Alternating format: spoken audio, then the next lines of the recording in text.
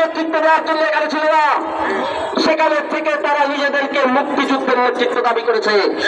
বাংলাদেশের মানুষ বিশ্বাস করতে ভালোবাসে, বাংলাদেশের মানুষ তাদের বিশ্বাস করেছিল, তারা দেশে ফিরে এসেছে।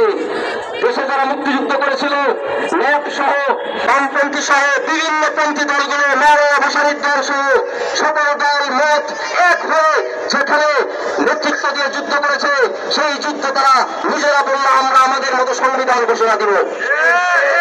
তারা তাদের মতো সংবিধান ঘোষণা দিল। ৭১ এপ্রিলে বলা হয়েছিল সাম্য, মানবিক মর্যাদা, সামাজিক সুবিচারের জন্য মুক্তিযোদ্ধারা যুদ্ধ করছেন। তারা হঠাৎ করে কোত্থেকে প্রেসক্রিপশনে, বিদেশি প্রেসক্রিপশনে ৭২ সংবিধান রচনা করে সারা দেশের মানুষের উপর জগদ্দল পাথর চাপিয়ে দেওয়া হচ্ছিল। সেই ৭২ সংবিধানের সকল ক্ষমতা কেন্দ্রীভূত করা হলো প্রধানমন্ত্রী, প্রেসিডেন্টের হাতে। সেখানে সকল ক্ষমতা কেন্দ্রীভূত করা হলো এক ব্যক্তির হাতে। পরবর্তীতে